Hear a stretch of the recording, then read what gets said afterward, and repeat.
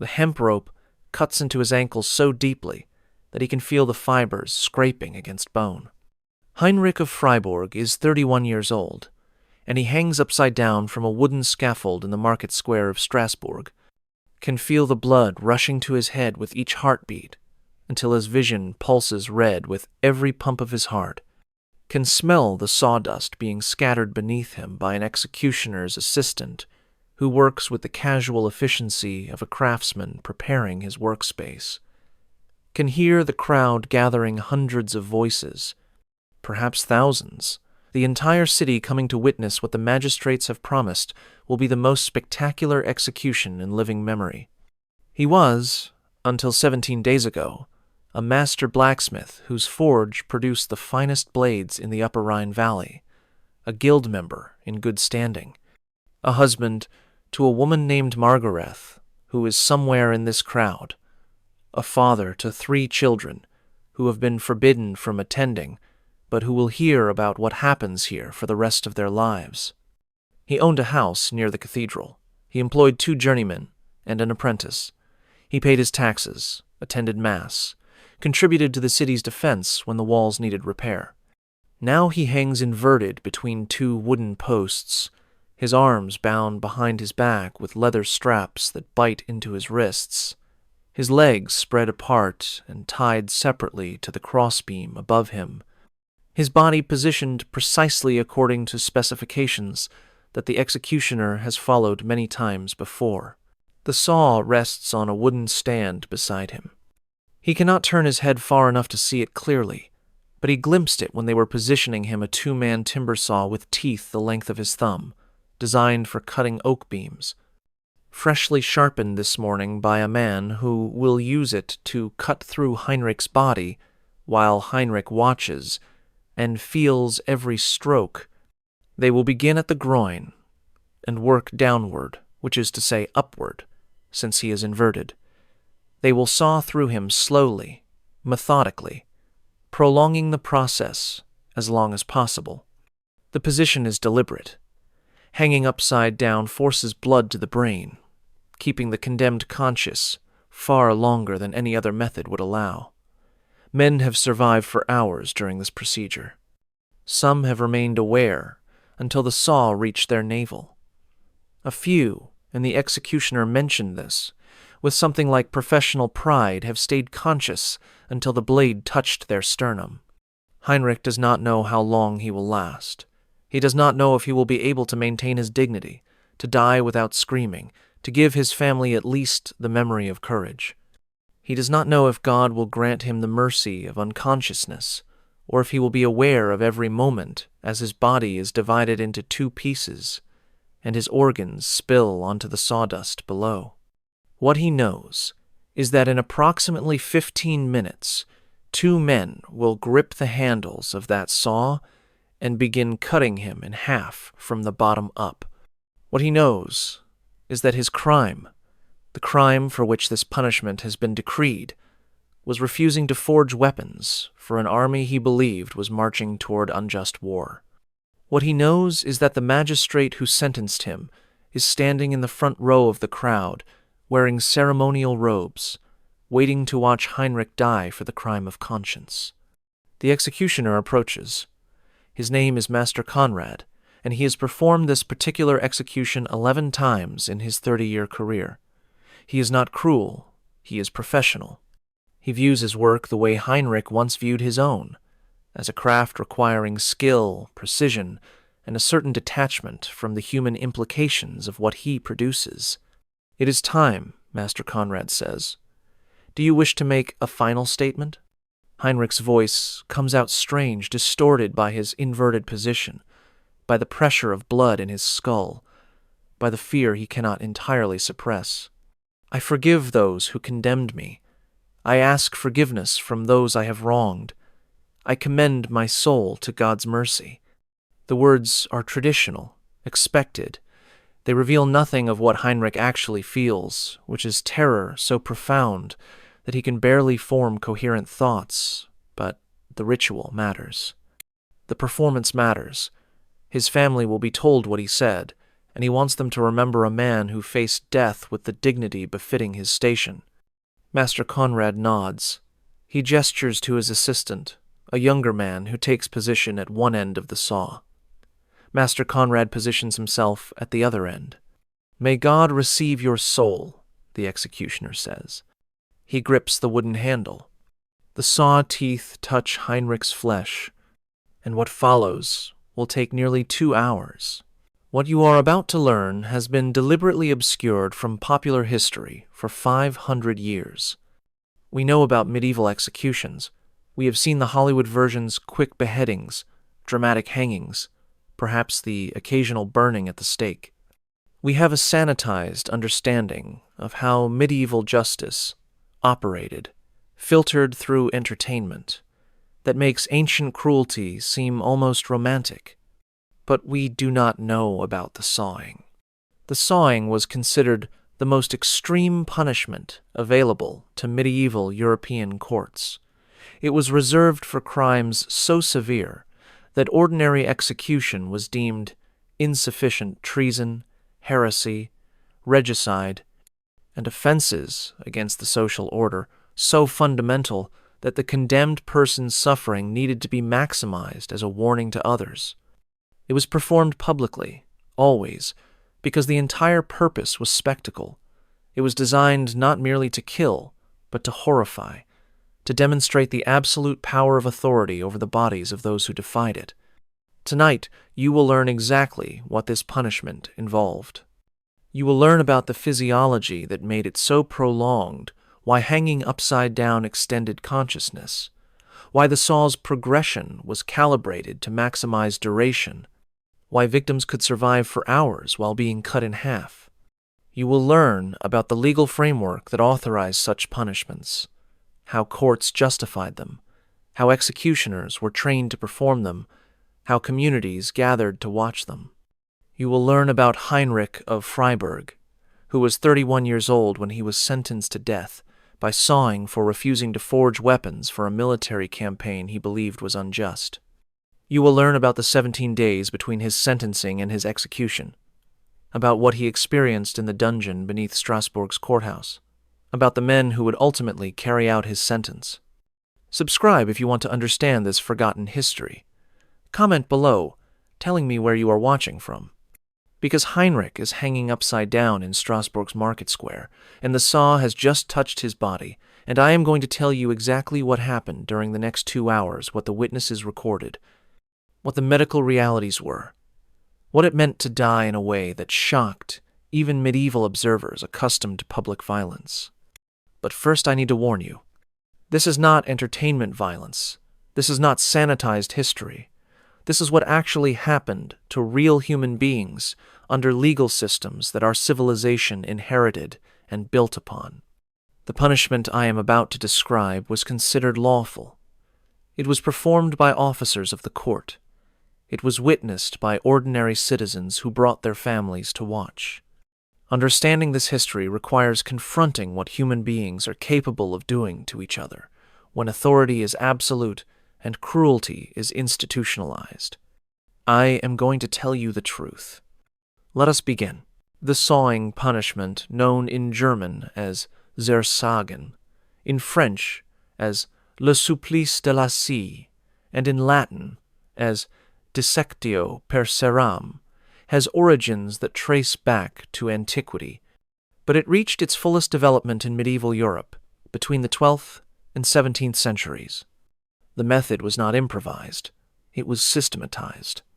Execution manuals from the period describe the procedure in clinical detail, specifying the type of saw to be used, a 2-man timber saw with coarse teeth, the positioning of the condemned, inverted, legs spread, secured at ankles and occasionally at thighs, the starting point, the groin, proceeding toward the head, and the expected duration, between 1 and 4 hours, depending on the condemned's physical constitution and the executioner's skill. The physics of the punishment were understood and deliberately exploited. When a human body is inverted, gravity forces blood toward the head. The heart continues pumping, But now it is pumping downward rather than upward, which means blood accumulates in the brain rather than draining from it. This keeps the condemned conscious far longer than would otherwise be possible during traumatic injury. A person being sawed while hanging right side up would lose consciousness within minutes as blood drained from their brain. A person being sawed while inverted might remain aware for hours. Medical historians who have analyzed the procedure estimate that consciousness could be maintained until the saw reached approximately the navel, the point at which blood loss became catastrophic enough to overcome the effects of inversion. This meant the condemned would be aware as the saw cut through their groin, their lower abdomen, their intestines, their stomach. They would feel the blade's progress. They would see their own organs falling onto the sawdust below. Modern trauma surgeons who have reviewed the historical accounts confirm that the physiological descriptions are accurate. The inverted position does extend consciousness during massive trauma. The progression of the saw would indeed allow prolonged awareness. The descriptions of victims speaking, screaming, praying, and cursing as the blade worked through their bodies are medically plausible. This was not accidental. The executioners knew exactly what they were doing. They had refined the technique over generations, learning through experience which positions maximized suffering, which saw strokes prolonged duration, which approaches kept the condemned alive and aware as long as possible. The punishment existed because the suffering was the point. Let me tell you now about the legal system that authorized such punishments. Medieval European justice operated on principles fundamentally different from modern legal philosophy. The purpose of punishment was not rehabilitation. The concept barely existed. The purpose was not even primarily deterrence, though that was certainly a consideration. The primary purpose was retribution and, crucially, the public demonstration of sovereign power. The body of the criminal belonged to the authority that judged him. The suffering inflicted on that body was a message to the condemned, certainly, but more importantly, to everyone who witnessed the execution. The message was simple. This is what happens to those who defy legitimate authority. This is what the state can do to you. This is the power that maintains social order. The more severe the crime, the more spectacular the punishment needed to be. For ordinary crimes, theft, assault, minor fraud, hanging was sufficient. Quick, efficient, and deadly. For more serious crimes, murder, rape, arson, additional elements might be added. The condemned might be broken on the wheel first, their limbs shattered before they were hanged. They might be partially disemboweled, forced to watch their own organs removed before death. They might be burned, either alive or after strangling. For the most severe crimes, treason, heresy, regicide, offenses against the fundamental order of society, the punishment needed to be extraordinary. The sawing fell into this category. So did some forms of quartering, of impalement, of flaying. These were punishments designed to exceed normal human comprehension of suffering, to create spectacles so horrifying that witnesses would carry the memory forever. The legal justification was theological as much as political. Medieval Christianity taught that punishment in this life could reduce punishment in the afterlife. A sinner who suffered greatly before death might thereby satisfy some portion of the debt owed to divine justice. The executioner, in this framework, was not merely an agent of the state, but a servant of God's justice, helping the condemned make payment for their sins. This theology made extreme punishment seem almost merciful. Yes, the suffering was terrible, but it was finite. It ended with death. The suffering of hell was infinite. If worldly torture could reduce eternal damnation, then torture was actually a kindness, a final gift to the condemned soul. The condemned were expected to cooperate with this framework. They were supposed to confess their sins, accept their punishment, forgive those who had sentenced them, and die expressing hope for salvation. The ritual phrases that Heinrich spoke, "I forgive those who condemned me. I commend my soul to God's mercy," were not spontaneous expressions of personal faith. They were required performances, scripts that the condemned were expected to follow regardless of their actual beliefs. Those who refused to follow the script, who died cursing the authorities, denying their guilt, or expressing despair about their salvation, were sometimes punished even further. Their bodies might be denied burial, left to rot publicly as additional warning. Their families might face social or legal consequences for the condemned's failure to die properly. The system was comprehensive. It governed not only how people were killed, but how they were expected to behave while being killed. Heinrich of Freiburg had been a master blacksmith for 11 years when the dispute began. The year was 1431, and the political situation in the Upper Rhine Valley was volatile. The Holy Roman Empire was fracturing along religious and political lines that would eventually produce decades of warfare. Local lords were raising armies, demanding supplies, conscripting craftsmen to produce weapons for conflicts whose justifications were murky at best.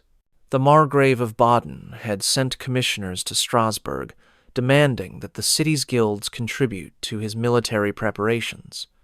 The blacksmith's guild was ordered to produce 500 swords, 200 halberds, and assorted polearms within 90 days. The order came with promises of payment that everyone understood were unlikely to be honored, and threats of consequences that everyone understood were very real. Most of the smiths complied. They had families, they had businesses. They understood that defying a Margrave's direct order was dangerous regardless of the order's legitimacy. Heinrich refused. His reasons were complex, rooted in his understanding of Christian ethics and his assessment of the Margrave's claims. The military campaign being planned was, in Heinrich's judgment, a war of aggression against neighboring territories whose populations had done nothing to deserve invasion. The theological doctrines he had absorbed taught that participating in unjust warfare was sinful, that crafting weapons for an unjust cause made the craftsman complicit in whatever sins those weapons enabled. He explained this to the guildmasters. He explained it to the city magistrates. He explained it to the Margrave's commissioners when they came to demand compliance. "I am a Christian," Heinrich said, in words recorded by a clerk who was present at the hearing.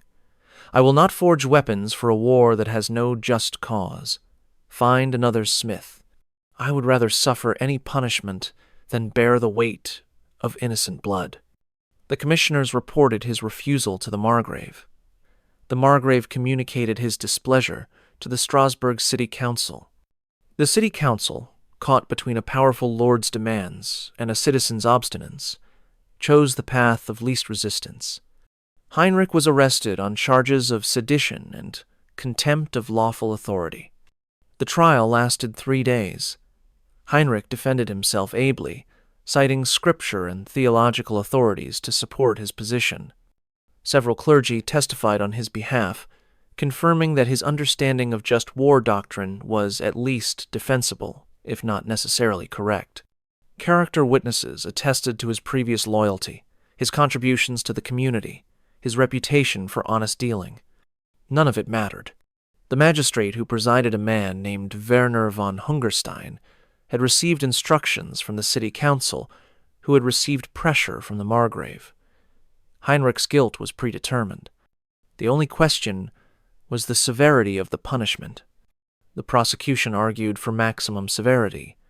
Heinrich's refusal was not merely disobedience, it was public defiance that might inspire others to similar resistance. If one craftsman could refuse military orders on grounds of conscience, every craftsman might claim the same privilege. The social order depended on obedience. Heinrich's example needed to be made unforgettable. The defense argued for mercy. Heinrich was a productive citizen with no prior offenses.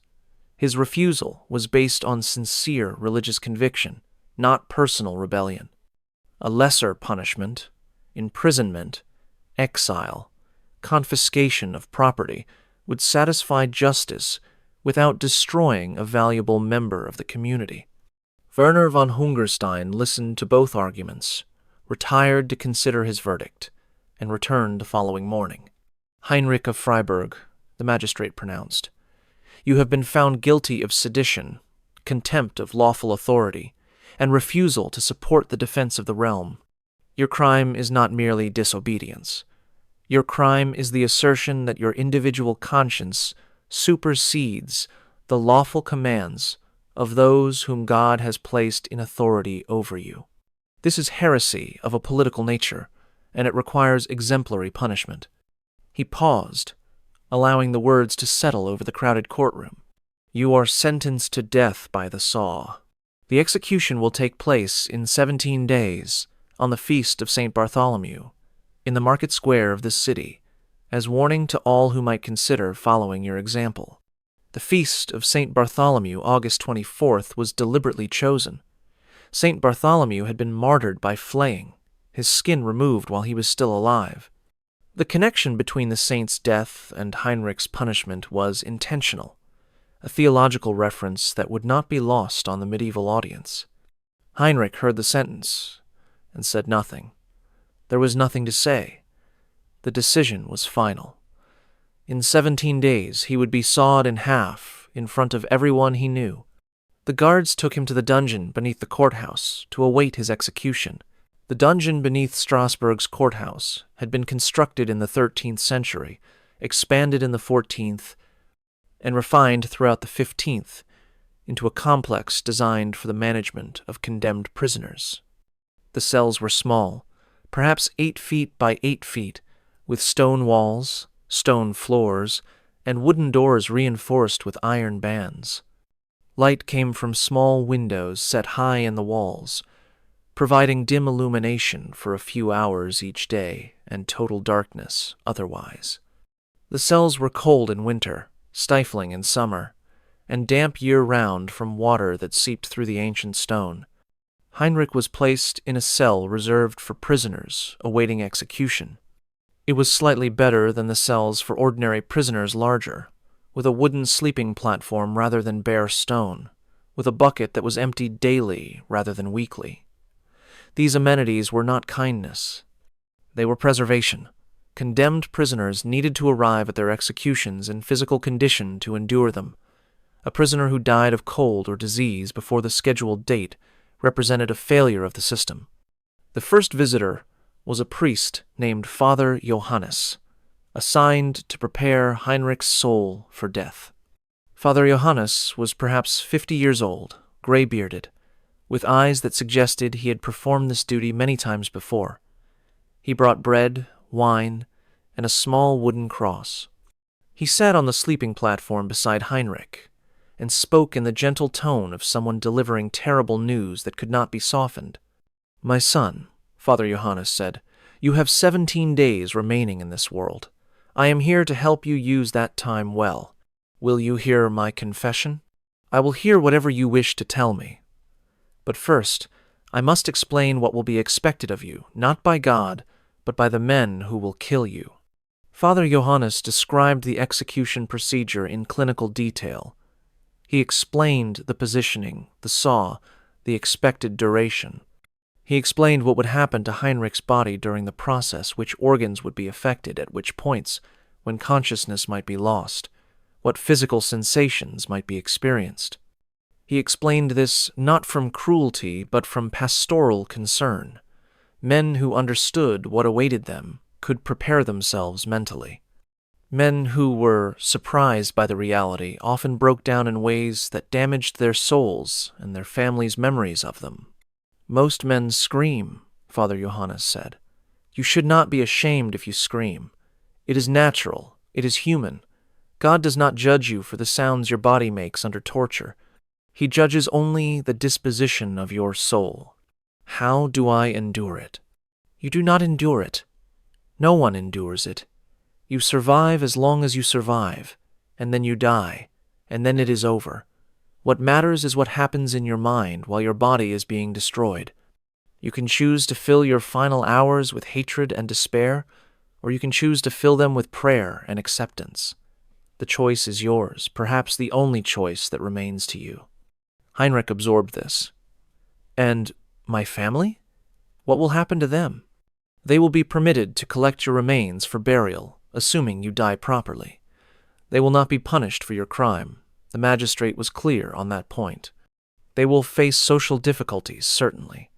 The widow and children of a man sawed for sedition do not find easy welcome in respectable company, but they will live. They will survive.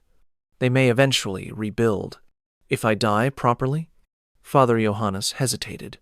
If you die cursing God or the authorities, if you deny your guilt or proclaim yourself a martyr, if you give the crowd any reason to believe you died unrepentant, then the church may refuse burial. Your body may be left for the animals. Your family may face additional scrutiny. So I must perform. Even while being sawed in half, I must perform. Yes, that is the final cruelty of this punishment. It takes not only your life, but your dignity. It gives you a choice between dying with apparent acceptance or dying in a way that harms those you leave behind. There is no third option. Heinrich understood. The system was complete. Even his death was scripted. Even his suffering would be shaped by considerations of what came after. I will try to die well, he said. For my family's sake, if not for my own. Father Johannes nodded. That is all anyone can ask. Now shall we pray? They prayed together for the remainder of the visit. When Father Johannes left, Heinrich was alone with 17 days of waiting, and the knowledge of exactly what those days were counting toward. Let me tell you now about the executioner who would carry out Heinrich's sentence. Master Conrad of Strasbourg was one of the most respected executioners in the Holy Roman Empire.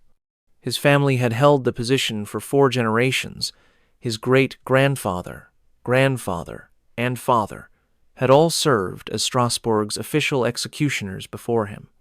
He had inherited not only the position, but the accumulated knowledge of how to kill human beings in every manner authorized by law.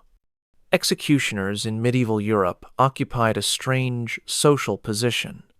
They were necessary. No system of justice could function without someone willing to carry out sentences. They were often wealthy executioners, received fees for each execution, plus income from related duties like operating torture chambers and disposing of animal carcasses. But they were also social outcasts, infamous in the legal sense, barred from many civic activities, required to live in designated areas, forbidden from eating or drinking with respectable citizens. Master Conrad had performed over 200 executions in his career. Most were hangings, the routine work of criminal justice. Some were beheadings reserved for nobles, and others whose status entitled them to quick death. A few dozen were burnings, breakings, or other spectacular punishments requiring special skill. He had performed the sawing 11 times. Each sawing was memorable in its own way. The first, when he was 23 and newly inherited his position, had almost defeated him. The condemned man's screaming had been so intense that Conrad had nearly stopped the procedure, which would have been a professional catastrophe. He had learned to detach his emotions from his work, to view the human body as material to be processed, rather than a person to be pitied. The sawing required particular detachment because of its duration. A hanging took seconds. A beheading took 1 stroke if done correctly. Even a burning, though horrific, rarely lasted more than 30 minutes. But a sawing lasted hours. The executioner had to maintain focus and technique throughout, adjusting the pace to keep the condemned alive as long as possible, while still making steady progress. Too fast, and death came too quickly, a failure that might anger the authorities. Too slow, and the condemned might actually die of shock before the saw reached vital organs, another failure. The skill lay in finding the pace that maximized duration while still completing the procedure. Master Conrad prepared for Heinrich's execution with the same methodical attention he brought to all his work. He selected the saw, a 2-man timber saw, with teeth freshly filed to optimal sharpness. He tested the edge on a pig carcass, confirming that it cut cleanly through flesh and bone without catching or binding. He prepared the scaffold, 2 vertical posts with a horizontal crossbeam, ropes for securing the condemned, a platform for the executioners to stand on. He arranged for sawdust several bushels to absorb the blood and viscera that would fall during the procedure. He confirmed that his assistant, a journeyman executioner named Friedrich, understood his role and was prepared to maintain steady rhythm throughout. The night before the execution, Master Conrad visited Heinrich in his cell. This was not required, but Conrad made a practice of meeting condemned prisoners before major executions. It helped him understand what he would be dealing with, whether the prisoner was likely to cooperate or resist, whether special measures might be needed to maintain control. Heinrich looked up as the executioner entered. He had been in the dungeon for 16 days. He was thinner than when he had arrived, paler, with dark circles under his eyes that suggested sleep had been difficult. But his gaze was steady. "Master Conrad," Heinrich said, "I wondered if you would come. I always come. It is better for both of us if we understand each other." "What do you want me to understand?" "That I take no pleasure in what I do, that I am a craftsman performing a duty assigned to me by lawful authority, that I will do my work as professionally as possible, with the minimum of unnecessary suffering that the sentence allows." "The minimum of unnecessary suffering," Heinrich repeated the phrase flatly. "You are going to saw me in half over the course of 2 hours, and you speak of minimizing unnecessary suffering. The sentence requires the sawing. I cannot change that, but I can ensure the saw is sharp, the strokes are clean, the process is as efficient as the duration requirements allow. I can ensure you are not tormented beyond what the punishment requires. Some executioners," he paused, "some executioners take pleasure in their work. I do not." "Is that supposed to comfort me?" "No, nothing I say can comfort you. I am simply explaining who I am and how I approach my work. You deserve to know who will kill you." Heinrich was silent for a long moment. Then, "Tell me honestly, how long will I remain conscious?" "That depends on your constitution. Strong men last longer than weak ones. Men who fight and struggle exhaust themselves faster than men who remain calm. Based on my experience," Conrad paused, calculating. "Perhaps 90 minutes, perhaps 2 hours. It is difficult to predict precisely." "And when I lose consciousness, will I die quickly after that?" "Relatively quickly. Once consciousness is lost, the body typically fails within 15 to 20 minutes. The total duration from first stroke to confirmed death is usually between 2 and 2.5 hours. Heinrich absorbed this information. He had asked for honesty, and he had received it. "Thank you," he said finally, "for telling me the truth. I would rather know than imagine." Master Conrad nodded. "Is there anything I can do for you? Within the constraints of my position?" "Yes. My wife will be in the crowd.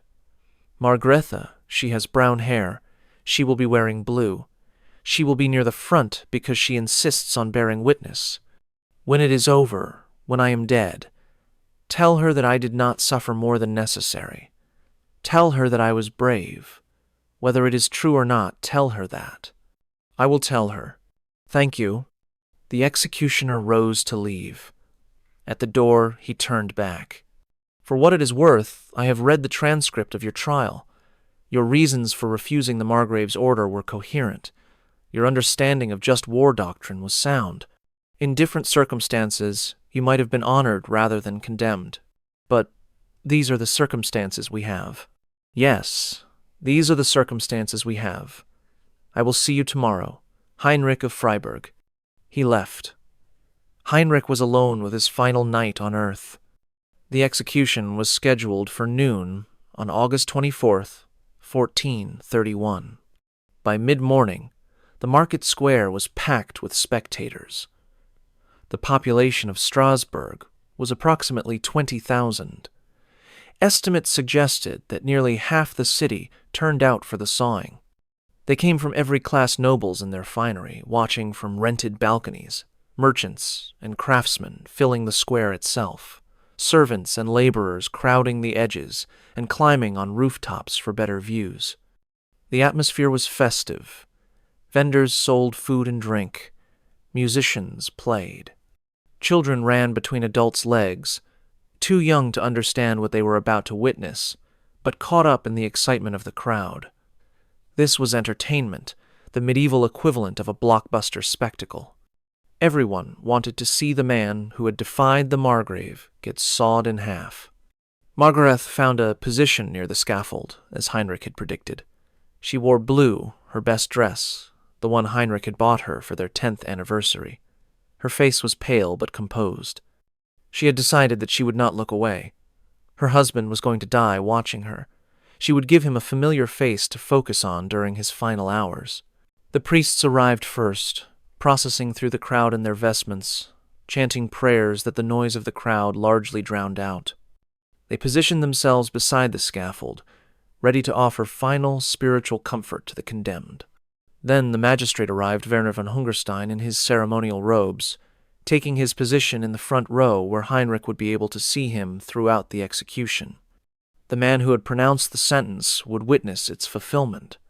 Then the executioner's Master Conrad and his assistant Friedrich, dressed in the traditional red robes of their profession, carrying the tools of their trade. The saw had been carried separately, covered with cloth until the moment of use. When Master Conrad removed the covering and held the saw aloft for the crowd to see, a murmur rippled through the spectators. The blade gleamed in the summer sunlight, freshly sharpened teeth promising what was to come. Finally, Heinrich. He was brought from the dungeon, in chains, escorted by guards who kept him upright when he stumbled on the cobblestones. He had not slept. He had barely eaten. He had spent his final night in prayer and in writing letters to his family that would be delivered after his death. He looked, witnesses later recorded, like a man already dead pale, hollow-eyed, moving through a world he had already left. The crowd's noise dropped to a murmur as he was led to the scaffold. People craned their necks for better views. Parents lifted children onto their shoulders. The moment everyone had come to see was about to arrive. The guards stripped Heinrich of his clothing, another element of the humiliation, exposing him naked before the crowd. They positioned him on the scaffold, forcing him to lie face down on the wooden platform while they bound his wrists and ankles. Then they lifted him, using a system of ropes and pulleys, until he hung inverted between the two vertical posts. The positioning took several minutes. The ropes had to be adjusted to spread his legs properly. The height had to be calibrated so that the executioners could work comfortably. The crossbeam had to be tested to ensure it would hold his weight throughout the procedure. Heinrich hung there, upside down, while these preparations were completed. The blood rushed to his head, his vision blurred, then clarified, then blurred again.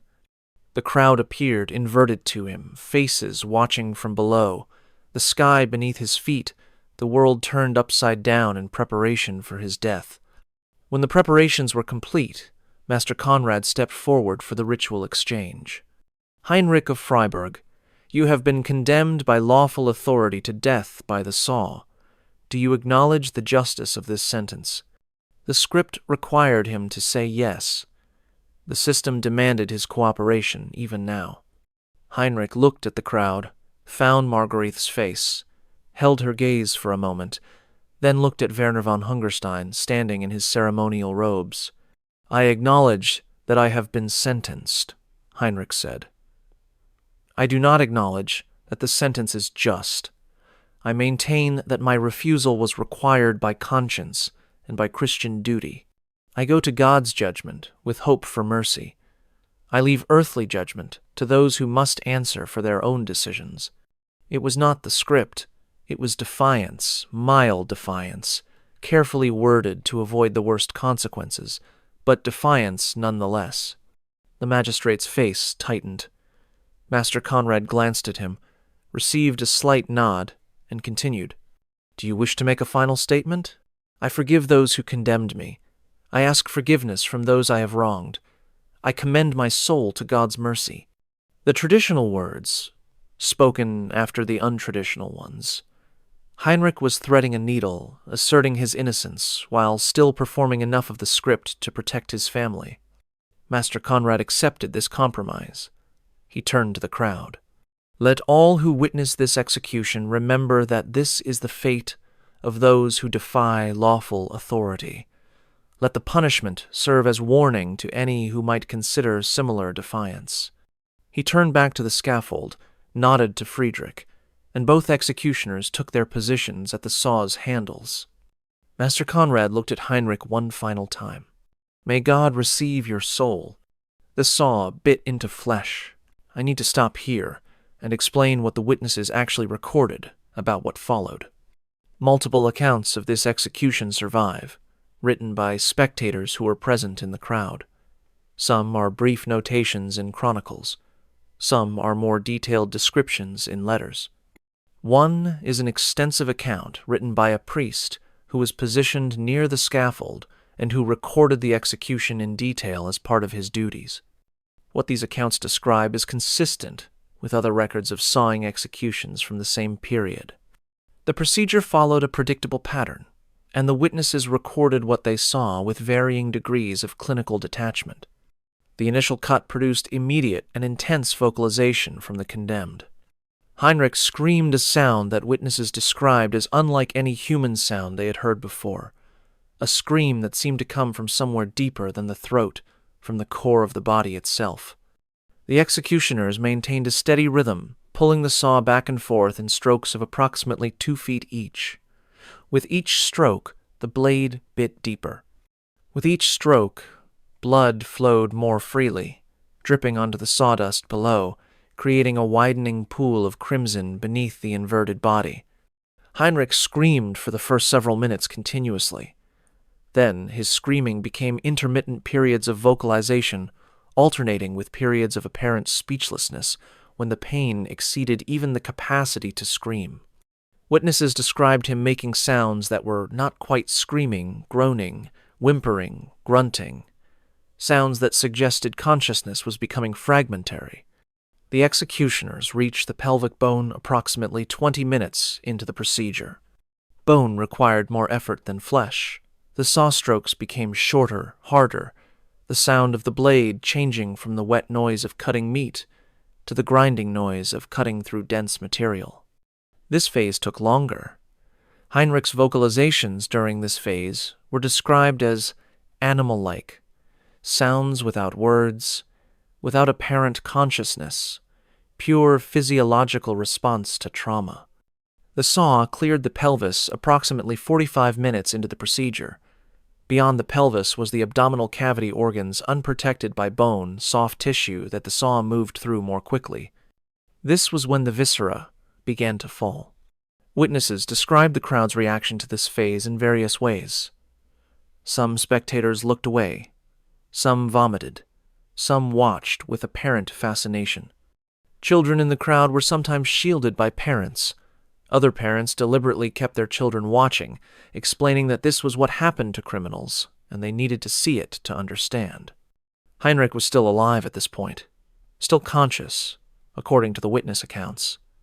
His eyes were open. He was still making sounds quieter now, weaker, but recognizably human. He appeared to be trying to speak, though the witnesses could not make out words. The saw reached the stomach approximately 70 minutes into the procedure. Heinrich's vocalizations ceased around this time. His eyes remained open, but witnesses described them as empty, present, but no longer seeing, no longer reflecting the presence of conscious awareness behind them. Master Conrad paused the procedure at this point and checked for signs of life. He found a pulse, found breath, found evidence that the body continued to function despite the catastrophic trauma. He resumed the sawing. The saw reached the diaphragm approximately 90 minutes into the procedure. At this point, the chest cavity began to open. The heart was visible, still beating, a detail that multiple witnesses noted with apparent amazement. The lungs were visible, still moving, though their movement was becoming irregular, faltering. Master Conrad paused again, checked for consciousness, found none. He checked for vital signs, found heartbeat still present but weakening. He resumed the sawing. The saw reached the sternum approximately 110 minutes into the procedure. Heinrich's heart stopped during the cutting of the sternum, the direct trauma to the heart itself, ending what remained of physiological function. Master Conrad checked for vital signs one final time, found none, and declared the execution complete. Total duration, 117 minutes. Nearly 2 hours from the first stroke to confirmed death. The crowd began to disperse. Vendors continued selling food and drink to those who lingered. Children were taken home with lessons about what happened to those who defied authority. The spectacle was over. Margarita remained until the guards cut down her husband's body, now in 2 pieces, and loaded it onto a cart for burial. She did not weep. She did not speak. She simply stood and watched until there was nothing left to see. Master Conrad approached her before she left. "Your husband asked me to tell you something," the executioner said. "He asked me to tell you that he did not suffer more than necessary. He asked me to tell you that he was brave." Margaret looked at the executioner for a long moment. "Was he?" she asked. "Was he brave?" Master Conrad hesitated. Then, "He did not beg. He did not curse God. He maintained his position until the end.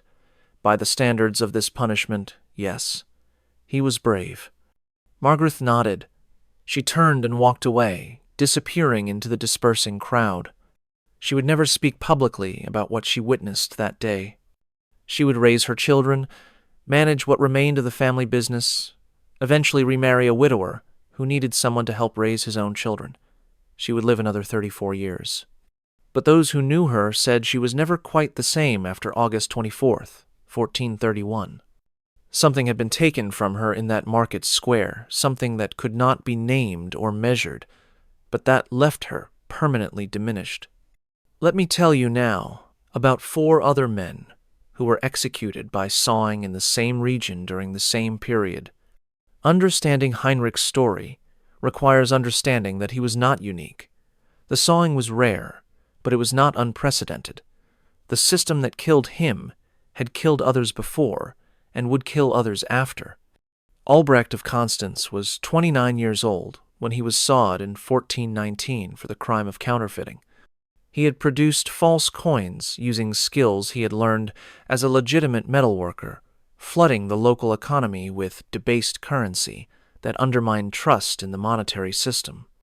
The authorities considered this crime against the social order severe enough to warrant maximum punishment. Albrecht's execution lasted approximately 90 minutes. Witnesses described him as particularly vocal. His screaming continued longer than average, suggesting either unusual pain tolerance or unusual difficulty accepting his fate. He died without making the expected statements of forgiveness and acceptance. His final recorded words were curses, directed at the magistrate who had sentenced him. His body was denied church burial and was left in the market square for 3 days before being dumped in an unmarked pit outside the city walls. Conrad of Basel was 34 years old when he was sawed in 1427 for the crime of attempting to poison the city's water supply. He had been hired by enemies of Basel to contaminate the wells during a period of political conflict. His plan was discovered before it could be executed, but the intent was deemed sufficiently serious to warrant execution by sawing. Conrad's execution lasted approximately 2 hours and 15 minutes longer than average, attributed by the executioner to Conrad's exceptional physical strength. He remained conscious and vocally responsive until approximately the 90-minute mark, longer than most condemned men. He died, making the expected statements of forgiveness and acceptance.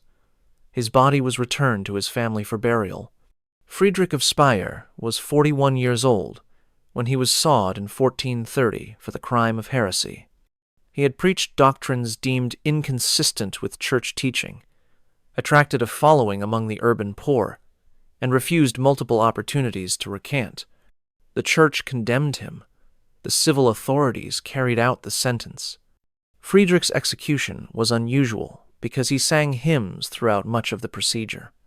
Witnesses described him maintaining vocal performance, somewhat ragged, interrupted by screaming but recognizable as hymn singing for approximately the first hour. His singing ceased when the saw reached his abdomen, but his final words, spoken approximately 80 minutes into the execution, were reportedly, "Lord, receive my spirit." His body was burned after death to prevent the creation of relics that his followers might venerate. Georg of Mainz was 26 years old when he was sawed in 1435, 4 years after Heinrich, for the crime of murdering a priest. The murder had been committed during a robbery. Georg had killed Father Wilhelm of St. Stephen's Parish while stealing church valuables. The combination of murder, robbery, and sacrilege triggered the maximum penalty. Georg's execution lasted only approximately 70 minutes shorter than average, attributed by the executioner to Georg's poor physical condition at the time of execution. He had been tortured extensively before trial to extract confession, and his body was weakened by the damage inflicted during interrogation. He died screaming rather than praying. His body was denied burial and was displayed publicly until it decomposed. These 4 men, plus Heinrich, represent the documented sawing executions in the Upper Rhine region during the first half of the 15th century. 5 men, 5 different crimes, 5 different variations on the same punishment. What connects them is the system that killed them, the legal framework, the theological justification, the professional executioners, the public spectacle. Each man was individual.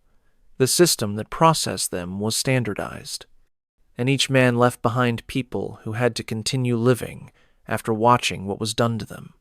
Modern psychologists who study trauma recognize specific patterns in how communities process public executions. Witnesses to extreme violence, especially violence that is prolonged, systematic, and publicly sanctioned experience effects that can persist for years or decades. These effects include intrusive memories, hypervigilance, difficulty forming trust, and altered beliefs about human nature and social institutions. The effects are particularly pronounced in witnesses who had close relationships with the condemned. Margaretha, Heinrich's wife, would have experienced what modern clinicians call traumatic grief bereavement, complicated by the traumatic circumstances of the death. Her symptoms would likely have included re-experiencing phenomena, flashbacks, nightmares, avoidance behaviors, inability to return to the market square, difficulty discussing what happened, and negative alterations in mood and cognition, depression, difficulty finding meaning, persistent negative beliefs about the world. But the effects extended beyond close relations. Communities that regularly witnessed public executions developed what historians call cultures of violence, normalized acceptance of extreme cruelty as legitimate response to social deviance. Children who grew up watching sawings, burnings, and breakings learned that such practices were normal, acceptable, even entertaining. The spectacle was designed to instill fear of authority. It also instilled desensitization to suffering. The psychological research suggests that this desensitization had long-term consequences. Communities with frequent public executions showed higher rates of interpersonal violence, lower rates of cooperative behavior, and reduced capacity for empathy in subsequent generations. The trauma of witnessing was passed down, shaping attitudes and behaviors even in people who had not directly witnessed executions themselves. This is the hidden legacy of medieval justice. Not just the individuals who died, but the communities that watched them die. Communities that were changed by what they witnessed, that carried the trauma forward into generations that would eventually build the modern world. We are the descendants of those communities, We inherited their institutions, their legal concepts, their assumptions about crime and punishment. We also inherited, in ways that psychological research is still exploring, the trauma they accumulated through centuries of spectacular public violence. Understanding Heinrich's death requires understanding what his death did to everyone who watched it. The sawing was designed to send a message. The message was received, and it echoed through time in ways its designers never anticipated. What happened to the people Heinrich left behind? Margaretha, as I mentioned, remarried and lived another 34 years. She never spoke publicly about the execution, but private letters that survived suggest she was haunted by what she witnessed. She described recurring nightmares in which she heard the saw, smelled the blood, watched Heinrich's face as consciousness gradually departed. These nightmares persisted throughout her life. Heinrich's 3 children were aged 12, 9, and 6 at the time of his execution. They were forbidden from attending, but they heard about it from classmates, from neighbors, from the entire city that had witnessed their father's death. The eldest, a son named Johannes, eventually became a blacksmith like his father. He inherited Heinrich's tools, reopened the forge, and spent his life trying to restore the family's reputation. He never spoke about his father's execution, but he named his own first son Heinrich, a quiet memorial to the man the system had destroyed. The middle child, a daughter named Katharina, married young and moved to a different city where the family name was not known. She seems to have successfully escaped her father's shadow. Records suggest she lived a relatively normal life, raised children, died in old age. Whether she carried internal scars that the historical record cannot capture, we cannot know. The youngest, a son named Peter, did not fare as well. Records indicate he had difficulty throughout his life, trouble holding employment, conflicts with authority, periods of what documents describe as melancholy that may indicate depression. He died at 32 under circumstances that the records do not clarify, but that some historians interpret as possible suicide. The family's trajectory illustrates how trauma ripples outward from its initial point of impact. Heinrich was the one who died, but his death affected everyone connected to him: wife, children, grandchildren, the entire network of relationships that his existence had sustained. Master Conrad, the executioner, lived for another 23 years after Heinrich's execution. He performed approximately 150 more executions during that time, including 2 more sawings. He trained his own son to succeed him, passing down the family trade as his father and grandfather had done. He died in bed at 72, relatively wealthy, relatively respected within the limited social sphere that executioners occupied. His personal feelings about his work are not recorded. Executioners rarely left personal documents. Their social position discouraged literacy and self-reflection. But the fact that he visited condemned prisoners before major executions, that he delivered messages to their families afterward, suggests at least some capacity for human connection with the people he killed. Whether he experienced guilt, whether he had nightmares, whether the faces of the men he killed haunted his final years, we cannot know. The system that employed him did not care about his inner life. It cared only that he performed his duties professionally. Werner von Hungerstein, the magistrate who sentenced Heinrich, lived for another 17 years. He continued serving as a judge, pronouncing sentences on countless other defendants, sending men and women to deaths both spectacular and routine. He rose in prominence, eventually becoming one of the most influential legal officials in the region. He is not recorded as ever expressing doubt about any of his judgments. The legal framework he operated within did not encourage doubt. Judges were instruments of divine justice, applying laws that reflected eternal moral truths. Questioning a judgment was questioning God's order. When he died, his funeral was attended by the city's most prominent citizens. His epitaph praised his commitment to justice, his defense of social order, his decades of faithful service. Heinrich's name did not appear anywhere in the memorial. The Margrave of Baden, whose military demands had triggered the entire conflict, went on to fight his war. The weapons that Strasbourg's smiths produced, including the weapons that Heinrich had refused to forge, equipped an army that invaded neighboring territories and killed thousands. The war lasted 3 years, accomplished little of lasting significance, and was largely forgotten within a generation. The Margrave died in 1441, 10 years after Heinrich's execution. He was mourned as a defender of his realm, a patron of the arts, a man of significant accomplishment. The blacksmith who had refused to support his war was not mentioned in any account of the Margrave's life or death. History remembered the powerful and forgot the principled. What does Heinrich's story tell us about medieval justice and its legacy? It tells us that the systems we inherited were built on spectacular violence. The legal frameworks that eventually evolved into modern criminal justice began as systems designed to terrorize populations into obedience. The public execution was not an aberration. It was the centerpiece of how justice was understood to work.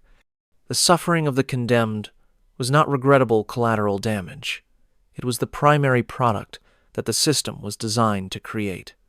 It tells us that conscience was dangerous. Heinrich died because he refused to participate in what he believed was unjust.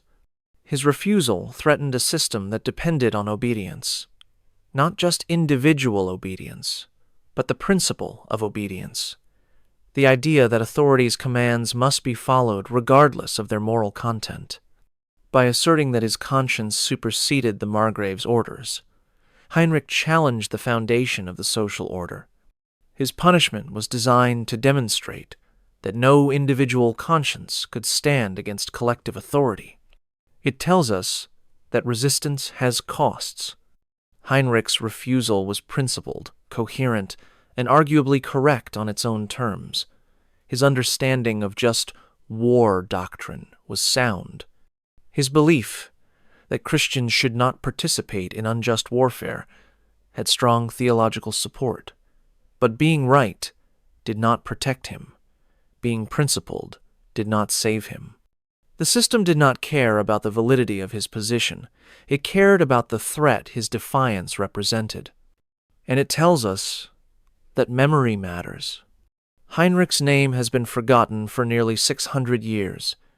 His story survived only in fragmentary records, court documents, execution accounts, brief mentions and chronicles.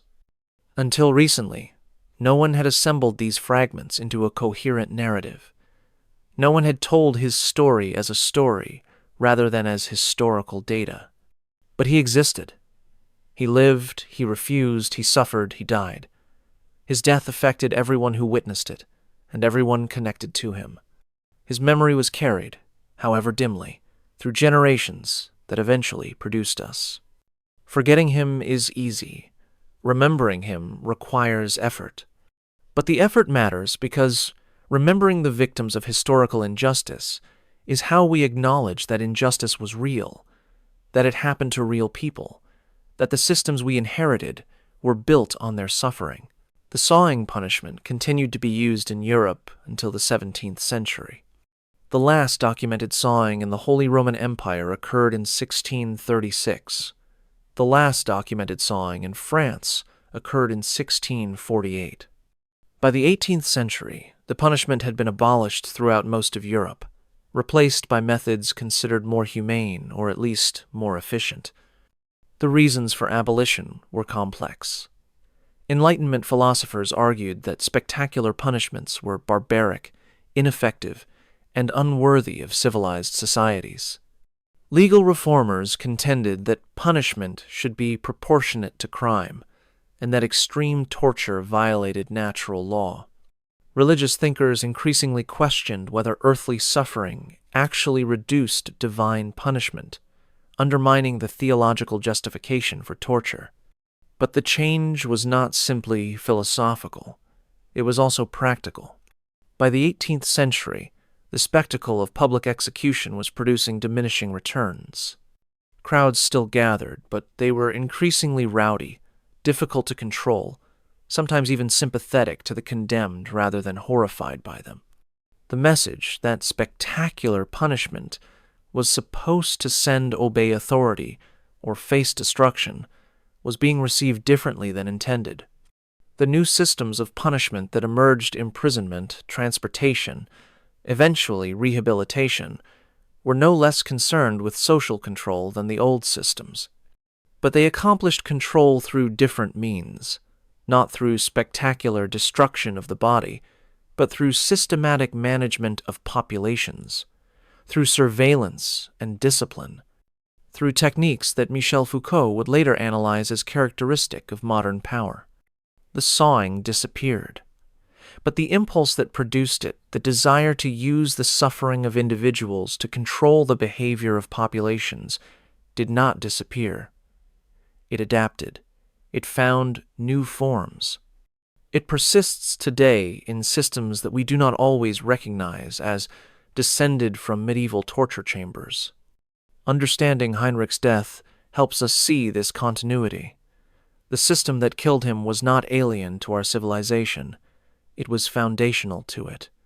The assumptions that justified his execution, that authority must be obeyed, that defiance must be punished spectacularly, that the body of the condemned belongs to the power that judges him. These assumptions did not vanish when the sawing was abolished.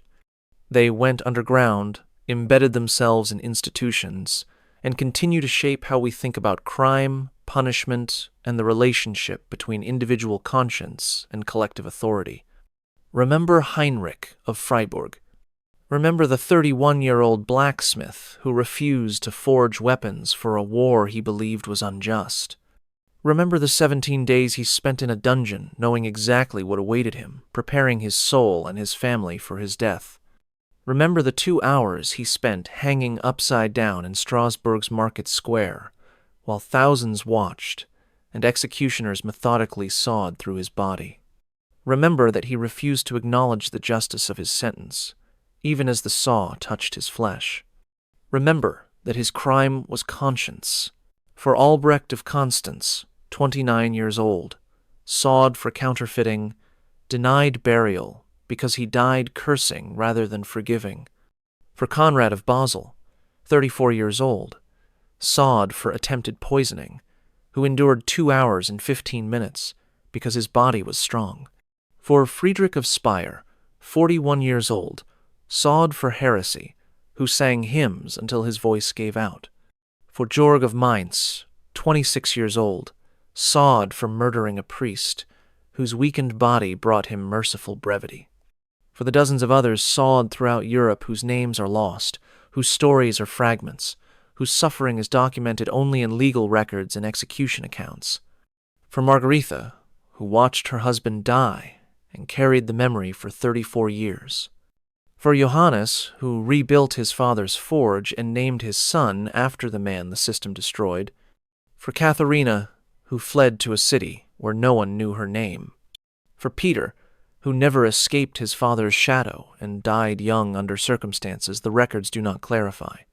For every family member of every condemned man who had to continue living after watching what was done to their loved ones.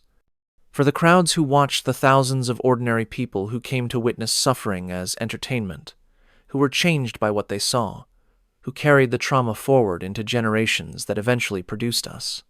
For the children who were lifted onto parents' shoulders to watch men being sawed in half, who learned that such things were normal, who grew up in a world where extreme cruelty was legitimate response to deviance. For all of us who inherited the systems, the assumptions, the unexamined beliefs that medieval justice built on bodies like Heinrich's. They were not statistics. They were not lessons. They were not warnings. They were human beings, men with names and families and lives that were destroyed by systems designed to destroy them. Their suffering was not justice. It was power, demonstrating its capacity for cruelty. Their deaths were not necessary. They were expedient. Their erasure from memory was intentional, because power always hides what it does to maintain itself. Our remembering them is necessary, because they were real. This is what the most disgusting punishment in history actually involved. This is what it did to the men who suffered it, and the communities that witnessed it. This is the heritage we inherited, whether we acknowledge it or not. When you think about crime and punishment, when you consider what society has the right to do to those who break its rules, when you evaluate the systems of justice that govern your own life, remember this. Remember that the systems we have now grew from systems that sawed men in half. Remember that the assumptions we hold about authority and obedience, about crime and punishment, about the body of the condemned, these assumptions have a history. Remember that forgetting enables repetition. Remember Heinrich. Remember. Subscribe if you want more hidden histories revealed. Comment below telling me where you are watching from. Share this video with anyone who thinks they understand medieval justice without understanding what it actually meant to die under medieval law. Remember that history is not just about the powerful. Remember that the condemned had stories too. Remember that every system of justice is built on the bodies of those it destroys. Remember.